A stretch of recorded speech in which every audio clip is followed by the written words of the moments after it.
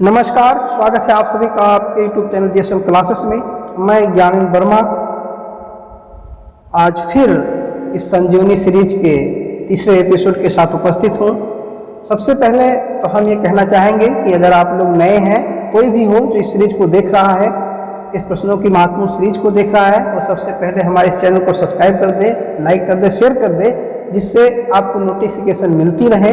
और ये जो आप लाइक शेयर करते हैं, सब्सक्राइब करते हैं, कमेंट लिखते हैं, ये हम लोगों के लिए बहुत बड़ा ऊर्जा का माध्यम बनता है। ये हमें प्रेरित करता है कि हम आपको लगातार अच्छे अच्छे प्रश्नों को संकलित करके एक एपिसोड बनाएं तो बहुत ज़्यादा लंबा ना हो और बहुत ही फायदेमंद हो।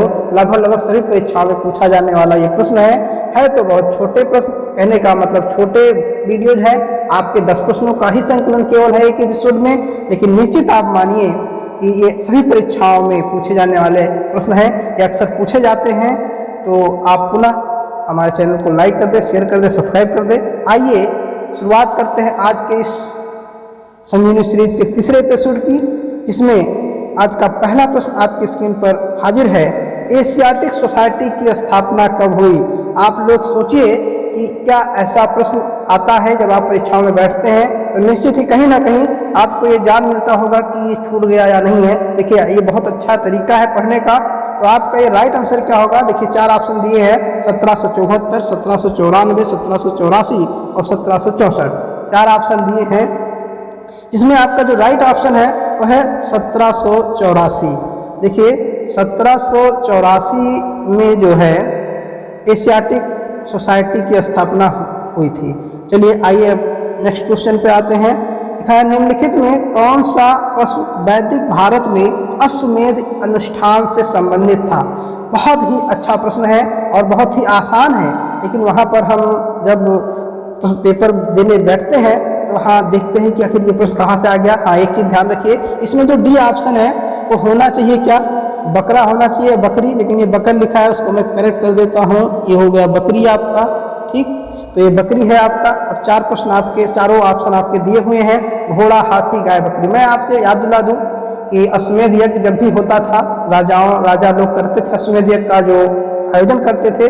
जैसे आप देखिए रामायण में, देखिए जब भगवान श्री राम ने अश्वमेध यज्ञ मतलब आयोजित किया तो उन्होंने एक जो है दशरथ ने तो एक जो है वो घोड़ा छोड़ा अश्वमेध यज्ञ का, जिसको लव कुश ने रोका था। ठीक, तो आप इतना चीज़ याद रखिए वहाँ से। तो इसका जो राइट ऑप्शन होगा, 4 ऑप्शन आपके दिए, घोड़ा, हाथी, गाय और बकरी। तो बकरी तो कोई सवाल ही नहीं बनता है। ठीक, तो पहले आप एलिमिनेशन कर दीजिए, बकरी कोई सवाल नहीं बनता है, गाय भी कोई बात नहीं होती है, हाथी की कोई बात ही नहीं है। तो राइट ऑप्शन जो है आपका वो क्या है? घोड़ा। ठीक, तो राइट ऑप्शन आपका क्या है? घोड़ा है। यानी इस प्रश्न का जो उत्तर होगा आपका वो घोड़ा है। ठीक, घोड़ा एक ऐसा पशु है जो वैदिक भारत में अश्वमेध अनुष्ठान में जो है छोड़ा जाता था या इससे संबंधित है। ये होता था ना कि ये घोड़ा दिगांतर तक जितना घूमेगा वो सारी घूम उस राजा की होगी, ऐसा माना जाता था। जो घोड़े को रोकेगा उस जो है उस राजा से युद्ध करेगा। ठीक, तो आइए अब आपके आज के तीसरे प्रश्न पे। निम्नलिखित में कौन राजा समुद्रगुप्त के दरबार में एक कवि और मंत्री थे? ठीक, ध्यान दीजिए, इसमें 4 ऑप्शन आपके हैं, फैक्चुअल क्वेश्चन है। वसुमित्र, हर्षेण, कंबन और बाणभट्ट। ठीक, तो मैं आपको बता दूं इसका जो राइट ऑप्शन है वो है हर्षेण। बी ऑप्शन है आपका right, B for Bombay is correct option, Harshen. आइए अब आज के चौथे प्रश्न पर। काल्पनिक कस्बा मालगुड़ी किसके द्वारा लिखित कहानियों में वर्णित किया गया है?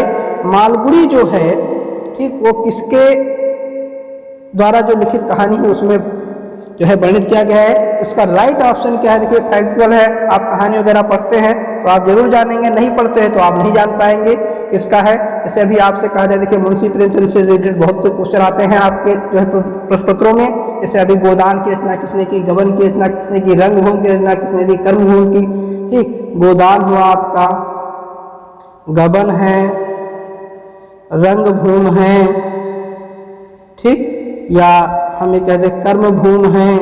ठीक, तो इस सब की रचना जो है मुंशी प्रेमचंद ने की।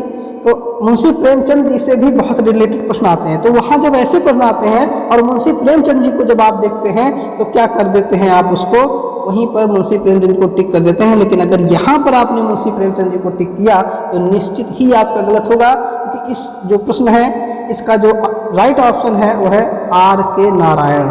क्या है इसका जो राइट ऑप्शन है वो है आर के नारायण। राइट ऑप्शन है आपका D for Denmark right option है। आइए अब आज के सौभाग्य योजना किस मंत्रालय के अंतर्गत है? देखिए करंट में भी पूछा जा सकता है आपसे, करंट में भी पूछा जा सकता है। बहुत अच्छा जो प्रश्न है, पर्यावरण मंत्रालय, ऊर्जा मंत्रालय, रेल मंत्रालय, खाद्य मंत्रालय। मैं आपको बता दूं कि सौभाग्य योजना के तहत इसमें बिजली कनेक्शन होता है आपका, ठीक, और ये आता है ऊर्जा के अंतर्गत। तो इसका राइट ऑप्शन क्या है? बी है, यानी ऊर्जा मंत्रालय आपका ये राइट ऑप्शन है।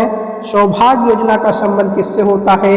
ऊर्जा मंत्रालय से होता है। तो पांचवें प्रश्न का राइट ऑप्शन बी ऊर्जा मंत्रालय। आइए छठे को, विश्व मौखिक स्वास्थ्य दिवस। विश्व मौखिक स्वास्थ्य दिवस प्रतिवर्ष किस दिन मनाया जाता है? ठीक, इसका जो आपका राइट ऑप्शन है वो चार ऑप्शन आपके दिए हैं, 18 जनवरी, 20 जनवरी, 30 जुलाई और 20 मार्च। इसमें से आपको चुनना है कि जो राइट ऑप्शन है वो क्या है, जिस दिन जो विश्व मौखिक स्वास्थ्य दिवस मनाया जाता है। ठीक, तो इसका जो राइट ऑप्शन है वो डी है, 20 मार्च। 20 मार्च को बनाया जाता है विश्व मौखिक दिवस। आइए आज के सातवें प्रश्न पर, किसान रेल योजना के अंतर्गत प्रथम रेल परिवहन सेवा किस दिन प्रारंभ हुई थी? प्रश्न है आपका, किसान रेल योजना के अंतर्गत प्रथम रेल परिवहन सेवा किस दिन प्रारंभ हुई थी? चार ऑप्शन आपके दिए हुए हैं, 7 अगस्त 2020, 5 जून 2020, 8 जुलाई 2020, 1 मई 2020। मैं आपको बता दूं इसका जो प्रश्न जो राइट आंसर है वो ऑप्शन है वो है ये 7 अगस्त 2020, ये आपका राइट ऑप्शन है इस प्रश्न का। आइए आज के आठवें प्रश्न पर, जोजिला दर्रा कहाँ पर स्थित है? मैं आपको बता दूं जोजिला बहुत पूछा जाता है, ये दर्रे जो होते हैं बहुत पूछे जाते हैं। ठीक, तो इसका जो राइट ऑप्शन है जोजिला दर्रा वो आपका है जम्मू कश्मीर। एक दर्रा मैं आपको और बता दूं, पूछा था नाथुला दर्रा। नाथुला दर्रा ये भी बहुत पूछा जाता है प्रश्नों में, ठीक, कि नाथुला दर्रा जो है वो कहाँ पर है, कहाँ स्थित है? तो मैं आपको बता दूं, एक को नोट कर लीजिए, इसके लिए कह नाथूराम सिक्किम गए। कहाँ गए? नाथूराम सिक्किम गए। ठीक, आप ये याद करिए, सिक्किम गए। अब नाथूराम, नाथू का मतलब जो है ये नाथुला दर्रा, और सिक्किम मतलब सिक्किम, यानी नाथुला दर्रा आपका कहाँ है? सिक्किम है। ठीक, लेकिन इस जो ये प्रश्न है इसका जो राइट ऑप्शन है वो आपका क्या है? जम्मू कश्मीर। आइए आज के 9वें क्वेश्चन पर, निम्नलिखित में से किसका निर्माण तुगलक काल में नहीं हुआ था? देखिए आपके पास ये चार ऑप्शन है, खिड़की मस्जिद, फिरोज शाह कोटला, जामा मस्जिद, तुगलकाबाद। ठीक, तो मैं आपको बता दूं खिड़की मस्जिद भी तुगलक काल में निर्माण हुआ था। ठीक, आपका फिरोज शाह कोटला का भी जो दिल्ली में है वो भी जो है निर्माण हुआ था, और जो तुगलकाबाद है इसका भी निर्माण हुआ था। लेकिन जामा मस्जिद जो है उसका निर्माण, जामा मस्जिद जो है उसका निर्माण आपका तुगलक काल में नहीं हुआ था। तो ये आपके आज के 9वें प्रश्न का सही जवाब है। आइए आज के अंतिम प्रश्न, 1984 में किसके नेतृत्व में बहुजन समाज पार्टी का गठन किया गया था? आपके पास चार ऑप्शन, अनिल अग्रवाल, विजय बहुगुणा, मायावती, काशीराम। चार ऑप्शन दिए गए। हमें लगता है आपको इसमें कोई परेशानी नहीं पड़नी। बहुत ही साधारण प्रश्न है आज का, ये बहुत ही आसान। इसका सही जवाब है मान्यवर काशीराम।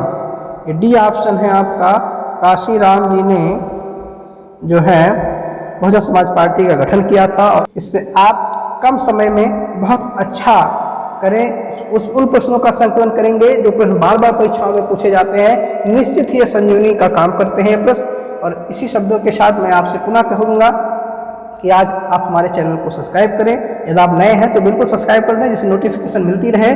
और इन्हीं शब्दों के साथ अब आपको मिलेंगे हम अगले एपिसोड में। तब तक के लिए जय हिंद।